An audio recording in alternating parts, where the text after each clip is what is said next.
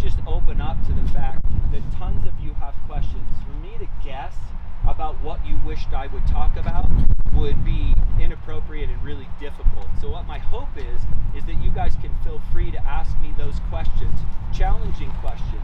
Feel free to say, Mark, I've seen you say this before. I think that's a load.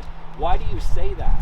Or whatever it is, because I do not believe that I am the all-knowing, but I have spent an enormous amount of time on the trail pushing goats very, very hard, and I do believe I can share some wisdom, but I really want you guys to have the freedom to ask the questions of me that you wish you knew.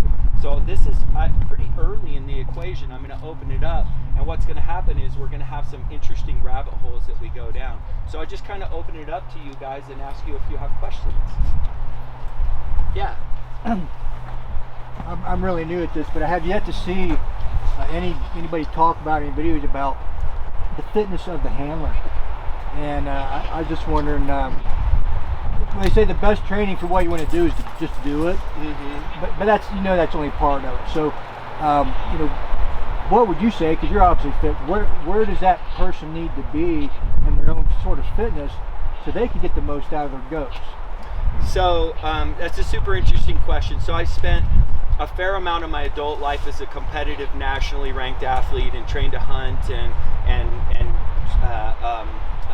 endurance contests, right? So for me, I will tell you that the training is the easy part, the food is the hard part. When I pack 20 pounds less up the mountain, that's 20 pounds I pack less up the mountain, and if I could take that off my belly, then I do that every season, right? So for me, I use intermittent fasting pretty heavily. I also am high fat, moderate protein, almost non-existent carbs, and I use a cheat day because I want to still feel like I'm having a fun life. So on Wednesday, it's ice cream, spaghetti, pizza, and all the stuff I love for Wednesday night dinner, candy bars, Reese's, all the things I dig. And then Saturday is my cheat day. The rest of it I'm extremely regimented with. And that is a huge piece. Carrying less weight on your body up the mountain is a giant piece. And then as far as the training goes, I'm a super busy guy, and I don't have a lot of time to exercise, but I show up. And when I show up, I lift for function. So I'm lifting to be able to pick up a log. So I'm using CrossFit style movements, but I'm also conscientious not to do them to failure so I don't hurt myself. And I learned that when I ruptured a disc in my back, and that was my life lesson there. And I still remain this fit with full back surgery and have done all that stuff. So I've learned how to take care of stuff.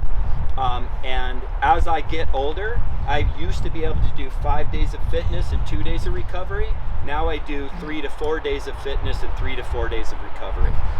Foam rolling, stretching, yoga. One of the biggest things that limits backcountry people is balance. It is one of the things that'll take you off the trail, is the ability to feel steady on your feet, and yoga is the best thing you can do for that. So I spend a lot of time in yoga. My plan is to bow hunt till I'm 83. That's always the number I've had in my mind. Hopefully you guys get to walk with me with the camera and watch me shoot an elk with my bow at 83. I pray that that'll happen. That's my goal. And the eating side, and those of you that don't know, I own a company called Top End Adventures. I've been an adventure consultant specializing in hunting and fishing for a lot of my adult life. Top End Adventures, the very first and the second blog, is my entire eating strategy and my entire exercising strategy. My exercise has mostly to do with HIIT training on a stair climber. The best sweat in any gym is a stair climber. If you want to crush yourself, you can crush yourself in 10 minutes on that. And that's how I try to do it. So I do 100% effort for 1 minute, 50% effort for another minute, and I do 5 cycles of that. Of all the things I do, that's the one that I look at that stair climber and I go, here it comes, the pain. That is hard. To do 100% effort for 1 minute for 5 cycles is crazy hard. You burn calories for 18 hours. You fool your body into becoming a calorie burning machine. You're hot to sleep with. You're literally emanating heat. And that's my little hack to use a very short amount of time to keep me ready for the trail at all times. So that's the answer. So don't forget, I hope you enjoyed the video that you just watched. Please click subscribe and make sure that you leave it a comment and share this. One of the reasons we're out here is to try to help people learn how to better take care of goats. And again, we really appreciate you watching.